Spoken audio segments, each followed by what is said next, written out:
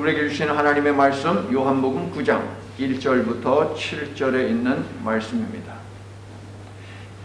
예수께서 길을 가실 때에 날 때부터 맹인된 사람을 보신지라. 제자들이 물어 이르되 라비여, 이 사람이 맹인으로 난 것이 누구의 죄로 인함이니이까? 자기니이까? 그의 부모니이까? 예수께서 대답하시되 이 사람이나 그 부모의 죄로 인한 것이 아니라 그에게서 하나님이 하시는 일을 나타내고자 하심이라. 때가 아직 낮음에 나를 보내신 이의 일을 우리가 하여야 하리라. 밤이 오리니 그때는 아무도 일할 수 없느니라. 내가 세상에 있는 동안에는 세상의 빛이로라.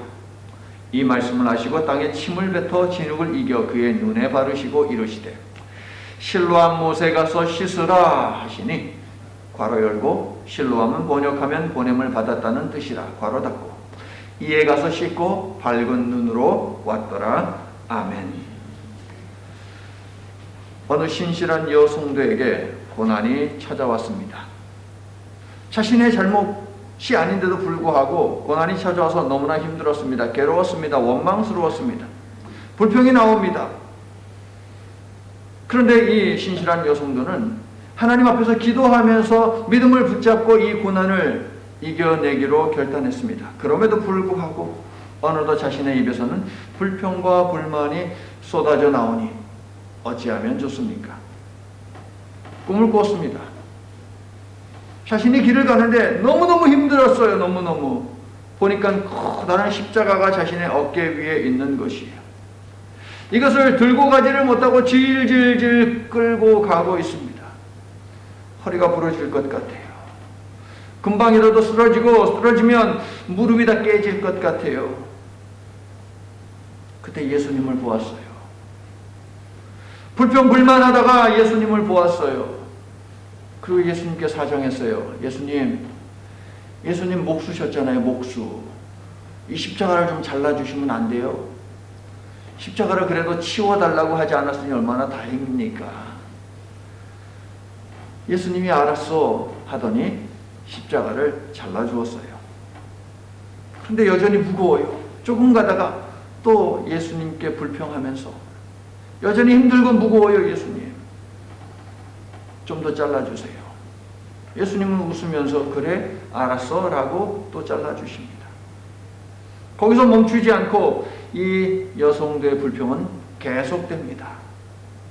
그렇게 십자가는 계속해서 잘려나갔고 어느덧 이 손에 들어올 정도로 십자가는 작아졌습니다. 십자가를 움켜쥐고 걸어가고 있는데 저쪽에서 찬송 소리가 들립니다. 며칠 후 요단강 건너가 만나리 하고 찬송 소리가 들립니다. 무슨 소리지? 하고 앞으로 더 걸어가 봤어요. 그런데요, 십자가를 지고 오던 수많은 성도들이 자신의 십자가를 요단강에다가 탁 놓고 그 십자가를 발판 삼아서 천국으로 가는 거예요. 천국으로 가면서 며칠 후 요단강 건너가 만나리 찬송을 부르면서 예수님을 만나러, 주님을 만나러 천국으로 가는 거예요. 이 여성도도 요단강 앞에 도착했어요. 건너갈 방법은 하나밖에 없어요. 십자가를 놓고 그것을 발판 삼아야 돼요. 했는데 이 일을 어쩌나? 십자가가 요만해졌는데 엉엉 울었어요. 요단강에서 엉엉 울었어요. 그런데 소용이 없었어요. 울어봐야 소용이 없었어요. 그때 예수님이 말씀하십니다. 누구든지 나를 따라오려거든 자기를 부인하고 자기 십자가를 지고 나를 따를 것이니라. 고난, 그것은 모두에게 불청객입니다. 고난을 달갑게 여기는 사람이 세상에 어디에 있습니까? 베드로전서 2장 19절 20절에서 고난을 세 종류로 나누고 있는데요. 제가 여러분이 찾을 수 있도록 읽어 드릴 테니까 고난의 종류 세 가지가 무엇인지 한번 찾아보세요. 부당하게 고난을 받아도 하나님을 생각함으로 슬픔을 참으면 이는 아름다우나 죄가 있어 매를 받고 참으면 무슨 칭찬이 있으리요. 그러나 선을 행함으로 고난을 받고 참으면 이는 하나님 앞에 아름다우니라. 고난의 종류 3가지 찾으셨어요? 다 찾으신 것 같아. 천재들이세요. 어쩜 그렇게 잘 찾으셨어요, 여러분? 첫 번째 고난은 무엇입니까? 부당하게 받는 고난이 있지요. 나는 아무 잘못 안 했는데 나에게 찾아오는 고난, 여러분들 몇 번씩 경험을 해보았잖아요. 그 다음에 죄 때문에 찾아오는 고난이 있어요. 따로 설명을 안 드려도 잘 아실 거예요. 세 번째로 선을 행하다가 맞이하는 고난도 있습니다. 그런 고난이라면 우리가 그래도 참고 견디고 이겨낼 수 있죠. 자, 그동안 여러분이 받은 고난들을 한번 생각을 해보세요.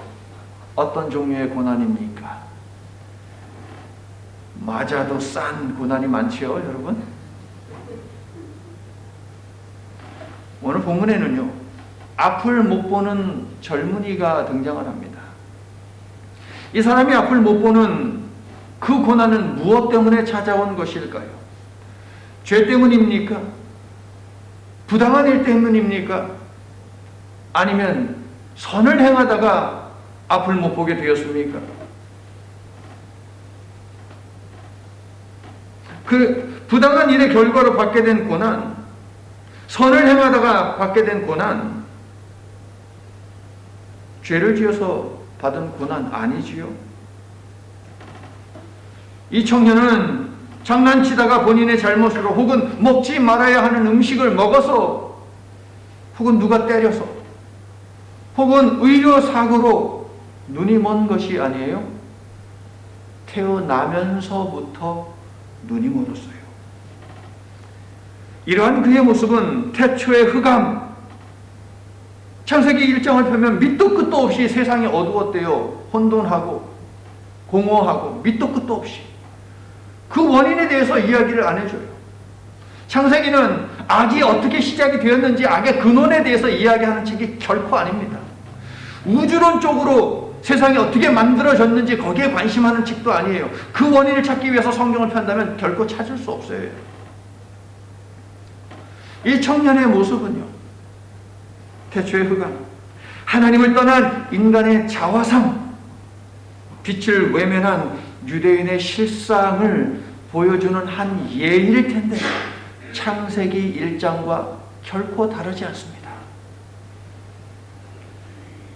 가엾은 이 청년을 바로 앞에 두고 제자들이 하는 말, 선생님, 이 청년이 소경이 된 것은 이 소경의 죄 때문입니까? 아니면 이 소경의 부모의 죄 때문입니까? 저는 이 말씀을 하면서 제자들이 제 앞에서 한 대 확 그냥 쥐어받고 싶었어요, 여러분. 차라리 입 다물고 가만히나 있을 것이지 왜 억울한 인생을 정죄합니까, 여러분? 뒤에 한번 가보시겠어요? 누가 문을 여서? 예, 들어오시네요. 자, 입 닫고 있을 것이지 왜 억울한 인생 정죄하냐고요, 여러분. 제자들의 질문은요, 고난을 대하는 유대인들의 태도를 보여줍니다. 그런데 유대인들은 어떻게 믿고 있습니까? 죄 때문에 고난받는다고 믿고 있어요. 이것을 인과응보 사상 혹은 인과응보 신앙이라고 하는데요, 당시 유대인들은 고난에 대해서 두 가지 그릇된 관행에, 그릇된 사상에 빠져 있습니다. 첫 번째, 그들은 부모의 죄가 자식들에게 전가된다고, 이어진다고 그렇게 믿고 있습니다. 이 믿음은 성경적입니까? 네, 성경에 나와요. 출애굽기 20장 5절, 34장 7절, 민수기 14장 18절, 신명기 5장 9절 많기도 하네. 성경을 근거로 그렇게 말해요. 이런 말씀이에요. 아버지의 죄악을 자식에게 갚아 3, 4대까지 이르게 하겠다.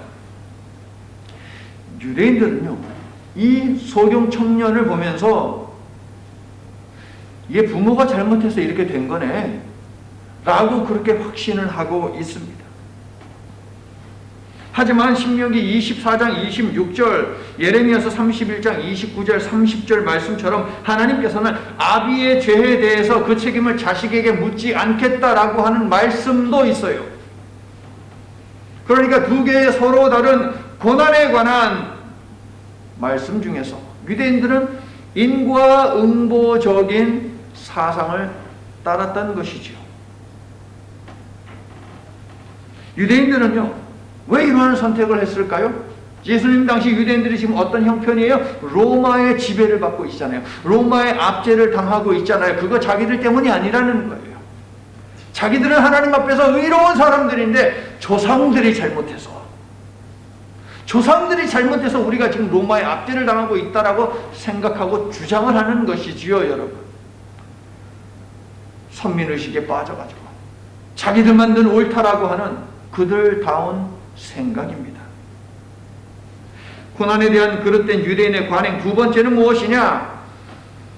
모든 병은 죄 때문이다라는 거예요. 어떻게 생각하십니까? 모든 병이 죄 때문입니까, 여러분? 34절을 보시면 영적 장님이 된 유대인들이 하는 말이 있어요. 네가 온전히 죄 가운데서 나서 우리를 가르치느냐? 세상에 그 어떤 의사도 모든 질병에 대한 원인을 알지 못해요, 여러분. 지금도 여전히 고치지 못하는 병이 더 많아요. 원인조차 알 수 없는 병 더 많아요, 여러분. 하물며 예수님 당시야 말할 것도 없지요, 여러분. 도대체 이 병은, 또 저 병은 왜 생기는 것입니까? 고난은 도대체 왜 찾아오는 것입니까? 제일 쉬운 답이 뭐예요, 여러분? 죄 때문이야. 이거만큼 더 쉬운 게 어디 있습니까, 여러분? 죄 안 짓고 사는 사람은 없으니까 죄 때문이야 라고 하면 다 끝나는 거네요, 여러분. 그런데 예수님도 38년 된 병자를 고치면서 자칫 이렇게 이해할 수 있는, 오해할 수 있는 말씀을 주셨어요. 보라, 내가 나았으니 더 심한 것이 생기지 않게 다시는 죄를 범하지 말라. 5장 14절에 있는 이 말씀은 영적 사망과 심판을 받지 않도록 조심하라라고 하는 말씀인데, 제자들은 더 심한 것을 더 심한 병, 질병으로 그렇게 오해를 했습니다. 그래서 저 청년이 나면서부터 맹인이 된 것은 청년의 죄 아니면 부모의 죄 때문이야 라고 하면서 병과 죄와의 인과관계에 대해 확신을 했던 것이죠. 하지만 불과 몇 시간 전에, 어쩌면 불과 몇 분 전에 예수님이 음행 현장에서 붙잡힌 현행범 그 여인을 향해서 이렇게 말씀하신 것을 제자들도 분명히 들었어요. 어떻게? 나도 너를 정죄하지 않겠다. 예수님은 정죄하시는 분이 아니시죠, 여러분? 구원하시는 분이시잖아요. 맞습니까? 예수님은 용서하시는 분이시지 죄를 들춰가지고서 그거 가지고서 막 심판하는 분이 아니에요. 심판을 하기 위해서 이 땅에 오신 것이 아니라 용서하고 구원하기 위해서 이 땅에 오신 분 맞습니까, 여러분?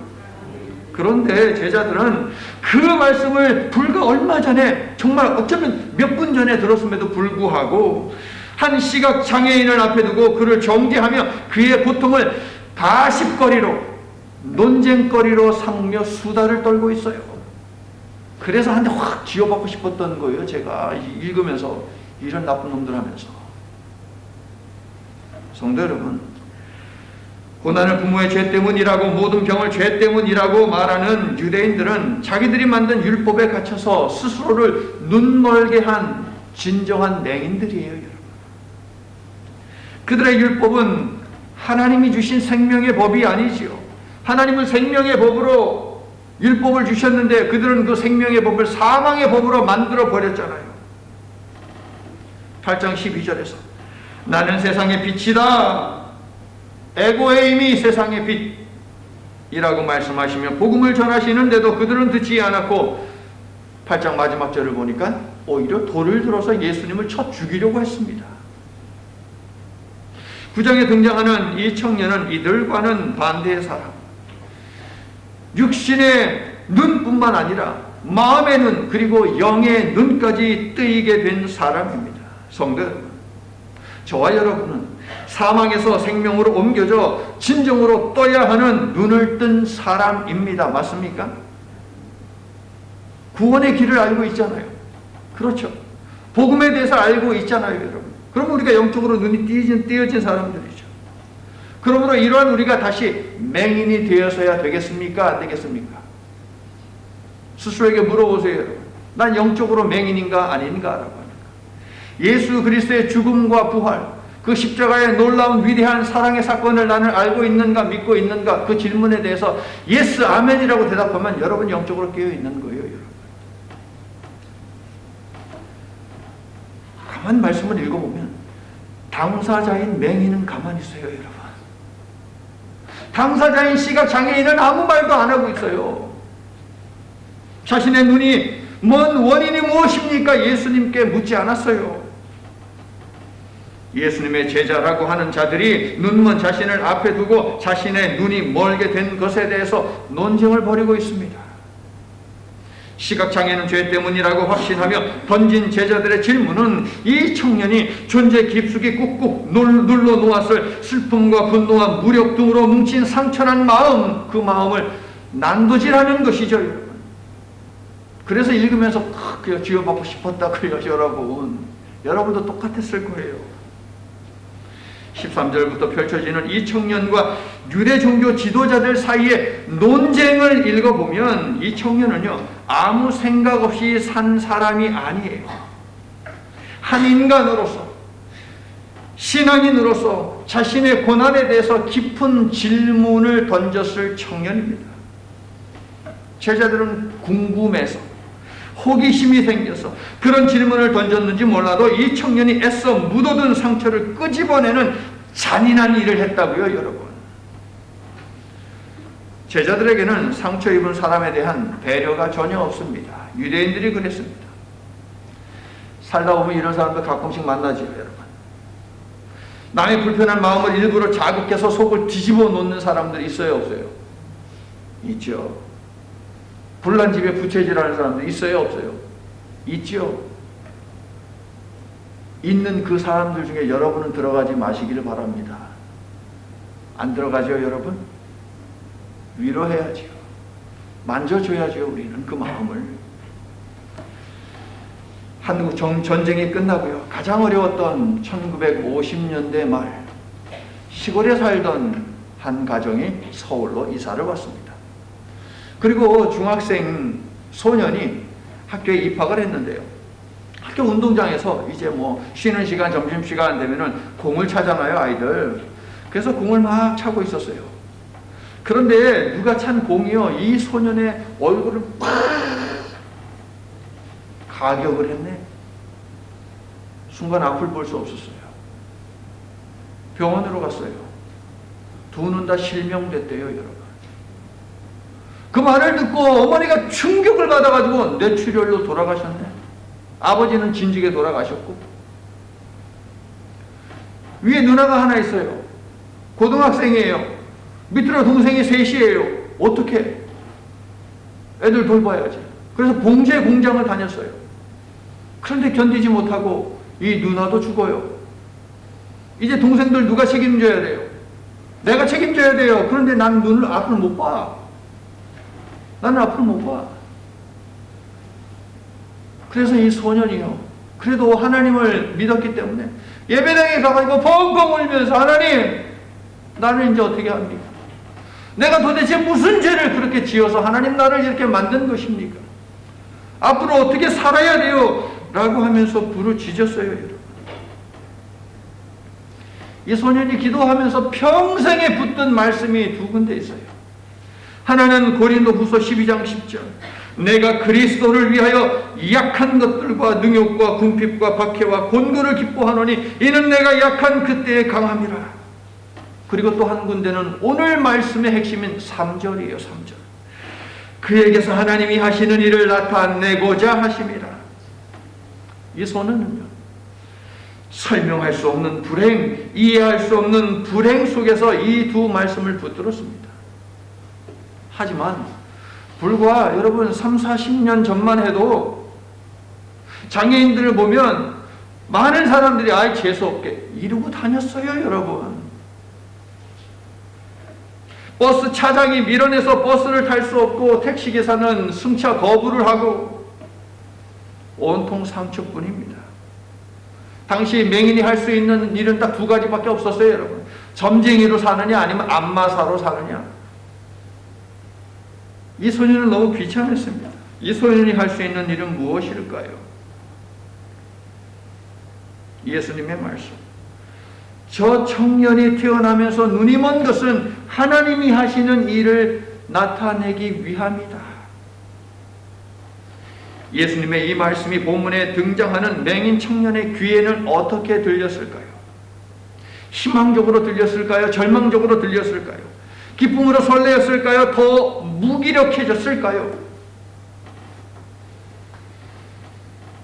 예수님의 시선은 제자들과 유대인들의 시선과는 다릅니다.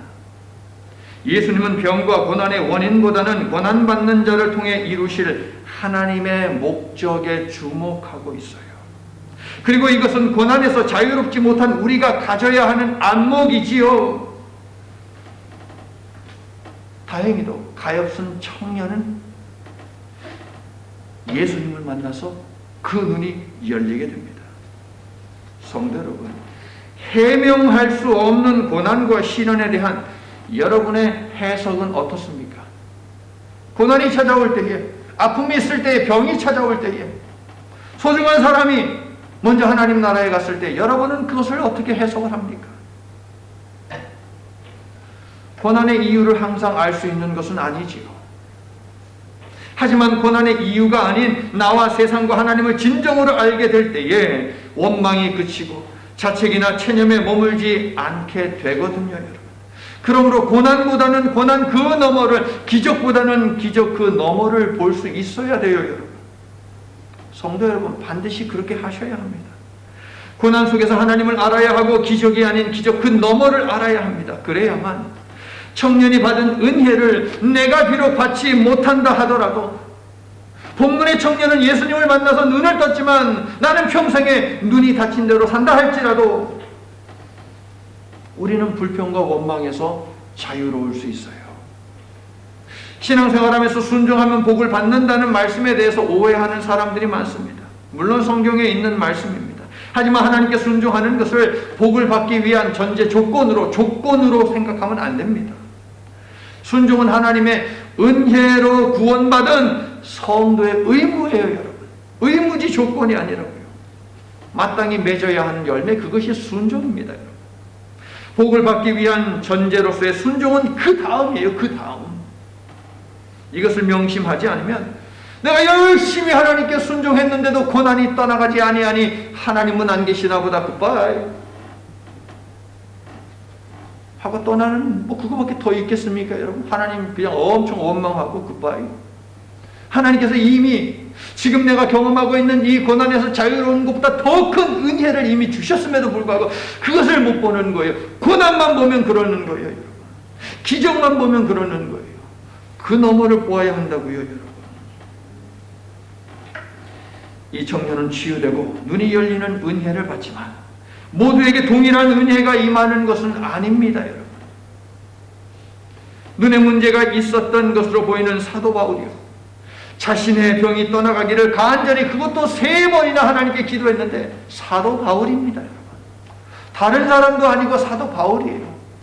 자신의 입신 양명을 다 내려놓고 출세의 길을 포기하고 생명을 걸고 복음을 전했던 하나님의 사도입니다, 여러분. 절대적으로 충성했습니다. 온전히 하나님의 말씀대로 살고자 몸부림친 사람이에요.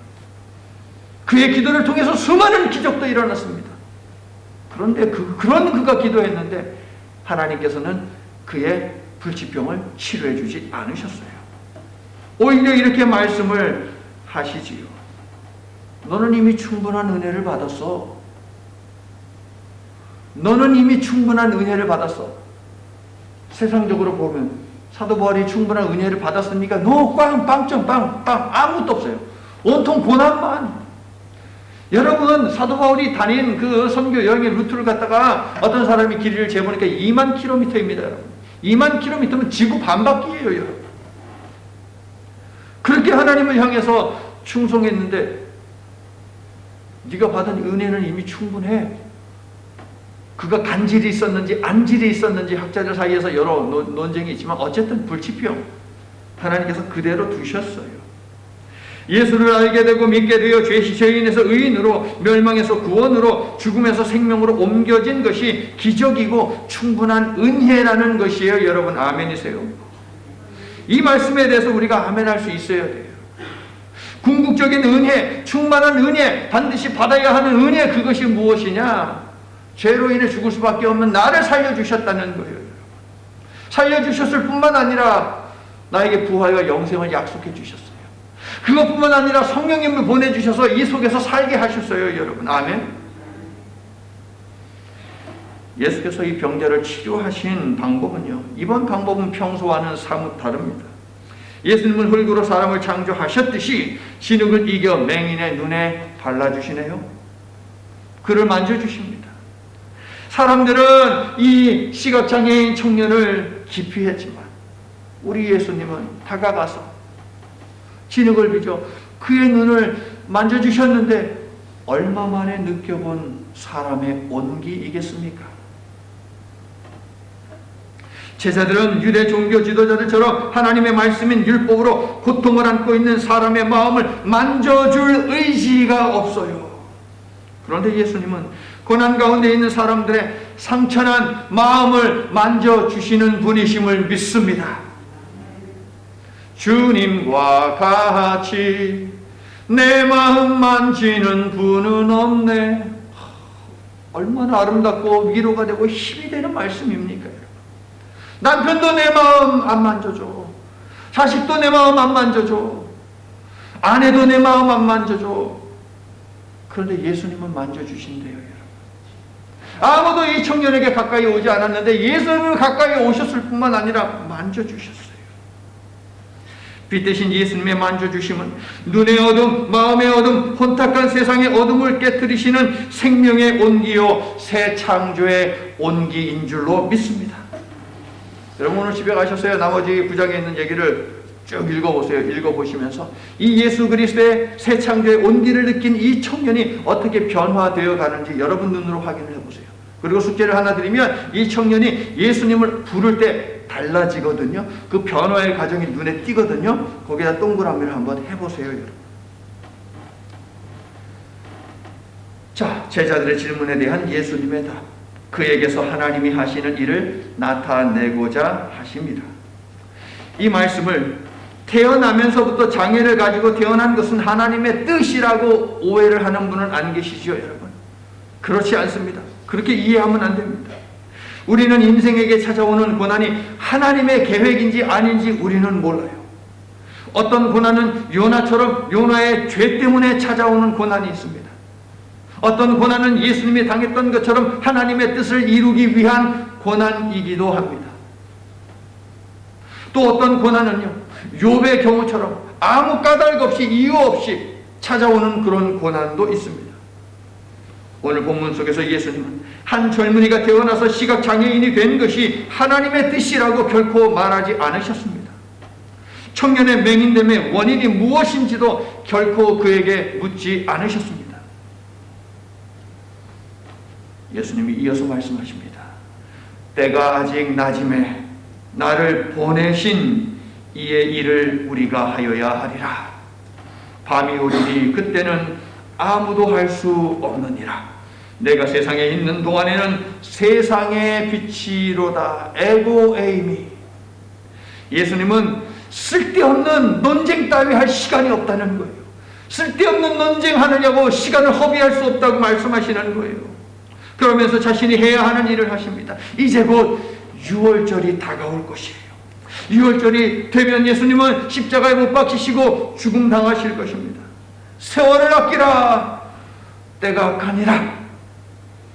예수님은 동분서주하며 하나님 나라의 복음을 가르치셨고 보여주셨습니다. 7장과 8장에서 확인했듯이 초막절 절기 중에도 사망의 그늘에 앉은 자들에게 생명의 물과 생명의 빛을 주기 위해서 성전에서 가르치셨죠. 아직은 낮음에 나를 보내신 이의 일을 우리가 하여야 하리라. 성도 여러분, 여러분이 풀지 못하는 고난의 문제, 생계와 생존을 위해 반드시 풀어야 하는 문제에 대한 답을 여러분이 찾지 못하고 헤매던 그 순간에도 우리가 해야 하리라. 성령 하나님께서는 여전히 여러분을 위해 일하고 계셨음을 깨달으시기를 축원합니다. 혹시라도 지금 꼭 해결해야 하는 일로 고심하고 기도하고 있으십니까? 하나님이 일하고 계심을 보실 수 있기를 축원합니다. 당장의 그 고난, 그 너머에 보면 하나님이 일하고 계세요, 여러분. 일하신다고 말씀을 하고 있잖아요, 여러분. 아직 심판의 때가 아니기 때문에. 예수님은 땅에서 흙을 취하고 자신의 침을 뱉어, 왜냐하면 이렇게 뭉쳐야 되니까. 섞은 다음에 이 청년의 눈에 바릅니다. 흙에 어떤 위대한 능력이 있어서, 예수님의 침에 어떤 능력이 있어서, 그거 아니에요, 여러분. 그거 아니에요. 이 말씀을 통해서 예수님이 하고자 하시는, 드러내고자 하시는 것이 무엇입니까? 태초에 하나님께서 세상을 창조하실 때의 말씀으로 가라사대 말씀으로 모든 것을 창조했지만, 굳이 인간만큼은 땅에서 흙을 취해서 빚어서 인간을 만드시지 않았습니까? 자신이 바로 태초에 사람을 창조한 하나님이다라고 하는 것을 알려주고 계신 것이지요, 여러분. 하나님은 태초의 시간과 공간을 가득 채운 혼돈과 공허와 흑암을 밀어내고 빛으로 채우셨는데, 요한복음 1장 4절 5절에 따르면 예수님은 죄악으로 어두워진 세상을 밝히는 생명의 빛으로 오셨다는 것이, 태초에라고 하면서 세상은 혼돈하고 공허하고 흑암으로 가득 찼다라고 하면서 빛이 딱 들어왔는데, 요한복음 1장에서 태초에라고 시작하면서 말씀이시여 빛이신 그분이 오셨다라고 보도하지 않습니까? 그리고 예수님이 밝히셨잖아요. 내가 바로 세상의 빛이다. 그런데 생명을 주는 빛이야 라고 말씀하셨죠. 초막절을 배경으로 한 8장과 9장에서 이 사실을 예수님은 증언하셨습니다. 예수님은 구약에 기록된 흙으로 생명을 만드신 하나님이시며 세상에 생명의 빛을 주시는 하나님이심을 믿으시면 아멘 합시다. 흙을 자신의 침과 함께 섞어서 청년의 눈을 만져주신 우리 예수님, 이어서 말씀하십니다. 실로암 못에 가서 씻어라. 실로암은 초막절 기간 동안 제사장들이 물을 길어오는 저수지지요, 여러분. 제사장은 길어온 물을 포도주와 함께 제단에 부으며 때를 맞추어 하나님 단비를 주옵소서라고 기도를 하였습니다. 그렇게 사용이 되었어요, 여러분. 이 사건에서 반드시 우리가 보아야 하는 것, 제가 말씀드렸죠. 예수 그리스도께서 십자가라고 하는 제단에 그분의 물과 피를 다 쏟아내신 그 사건을 볼 수 있어야 된다라고 제가 가르쳐 드렸어요, 여러분.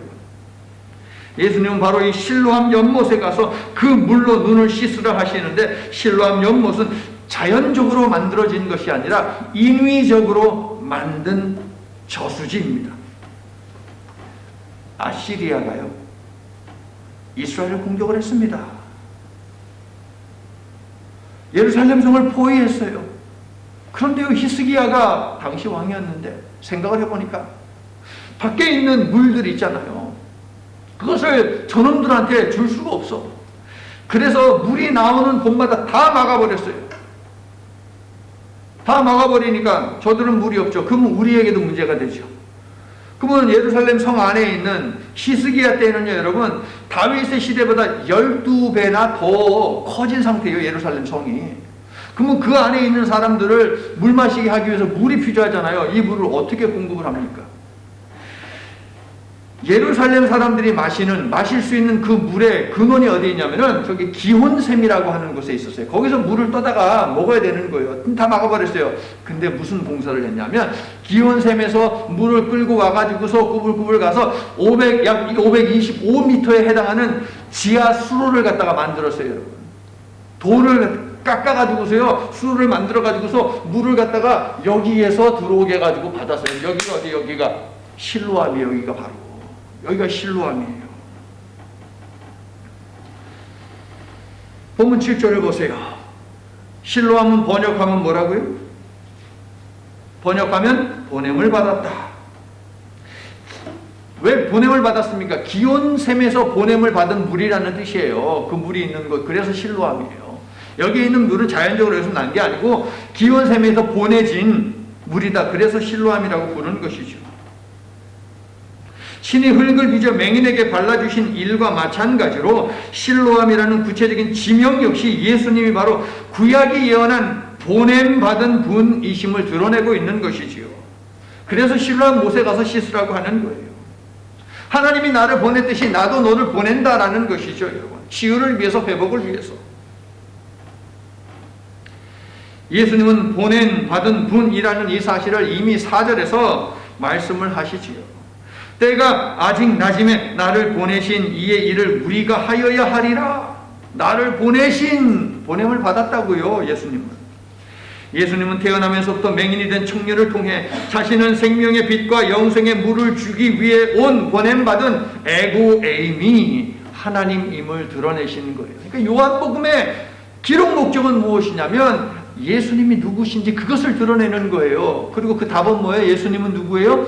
바로 성육하신 하나님이시라는 것이죠. 이 물과 이 빛의 주인이신 창조주를 경험한 청년은 육신의 눈이 뜨이고 나아가서 영의 눈도 뜨이는 은혜를 받게 됩니다. 여러분. 말씀을 듣는 우리 모두의 눈을 우리 주님께서 항상 열어주시어 고난 그 너머, 기적 그 너머를 보는 눈이 되게 해주시기를 예수 그리스도의 이름으로 간절히 축원합니다. 자, 한편 공의 눈을 맞아서 시력을 모두 상실한 그 소년, 중학생 소년, 어머니도 죽고 누나도 죽고 두 동생과 혼자가 된 15 소년은 어떻게 되었을까요? 그는 어린 두 동생을 돌봐야 했기 때문에 정말 간절히 기도했습니다. 하지만 2012년 그가 죽을 때까지 그의 눈이 다시 보게 되는 그런 기적은 일어나지 않았어요. 13살 남동생은 철물점에 가서 먹고 자면서 심부름하는 그 일을 했고요. 9살인 자신의 여동생은요, 보육원에 보내줬어요, 여러분. 왜? 두 눈이 멀었는데 동생들을 챙길 수가 없잖아요. 좌절한 이 소년은 자살 유혹을 수도 없이 받았습니다. 그런데 이 소년이 인생의 목표를 세웠어요. 내가 공부를 하리라. 내가 공부를 하리라. 죽기 살기로 공부하면서 아까 제가 말씀드린 고린도후서 12장 10절하고 오늘 말씀 3절에 있는 이 말씀 붙들었어요. 기도했습니다. 하나님, 제가 앞을 보지 못하는 이것을 통해서 하나님께서 하시고자 하는 일을 드러내시옵소서라고 기도했어요. 나의 연약함을 통해 하나님의 강하심을 드러내시옵소서라고 기도했어요. 자, 공부를 해야 되는데 당시에는 여러분, 우리 시각장애인이 읽을 수 있는 점자 있잖아요. 점자도 없었어요. 점자 책도 없고요. 시각장애인을 위한 무슨 음성 녹음 그런 책도 없었어요, 여러분. 대학교에서는 원서도 받아주지 않았고요. 당시 장애는 외국에 유학 가는 데 있어서 결격 사유였어요, 여러분. 장애가 있으면 외국에 유학도 가지 못하는 그런 시절이었습니다. 그런데 그는 사도 바울을 롤 모델로 삼고 손가락질하는 세상의 소리에는 귀를 막고 공부에 매진했습니다. 연세대를 졸업을 했고요. 피츠버그 대학에서 교육학 석사와 철학 박사까지 마쳤어요. 그리고 일리노이즈 주립대학에서 교수를 역임했죠. 1998년 대한민국 정부 수립 50주년을 기념하는 그때에 대한민국을 빛낸 재외동포 4명을 뽑았는데요. 그 중에 한 분이 되었어요. 조지 부시 대통령 정부에서는 백악관 국가장애위원회 정책 차관보로 8년 동안이나 일을 했고요. 2006년에는 세계를 빛낸 127명의 위인 속에 그의 이름을 올렸습니다.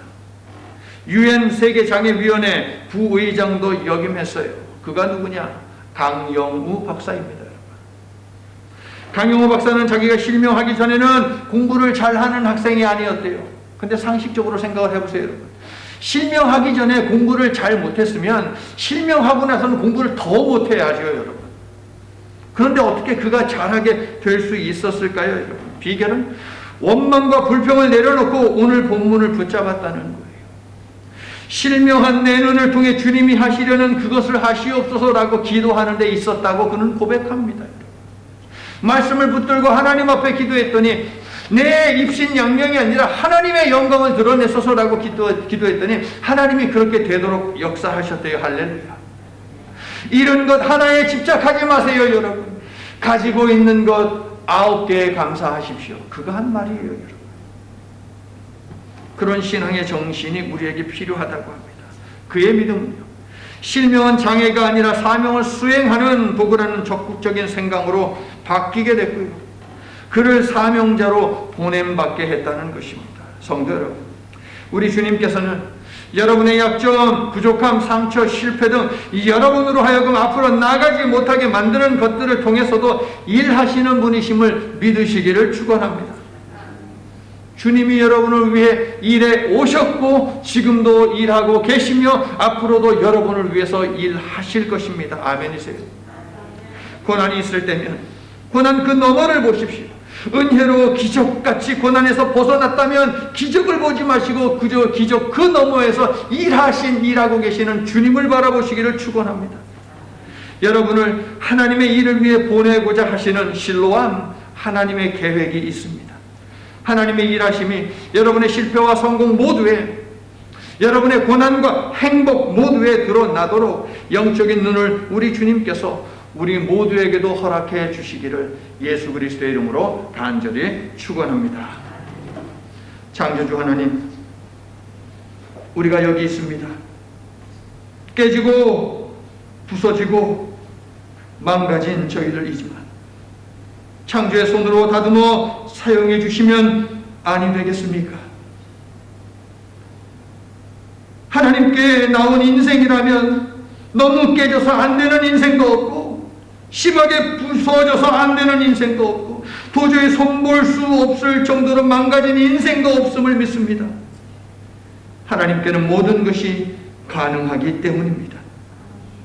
하나님은 약함과 능력과 궁핍과 박해와 권고와 무지로 인해 구제불능, 능력 제로로 치부된 인생들도 붙드시어 강하고 지혜롭게 하시는 분이시오니 저희들이 고난 넘어 은혜의 기적 너머에서 일하시는 하나님께 집중할 때에 저희들도 그렇게 만들어 주시옵기를 간절히 바라오고 원합니다.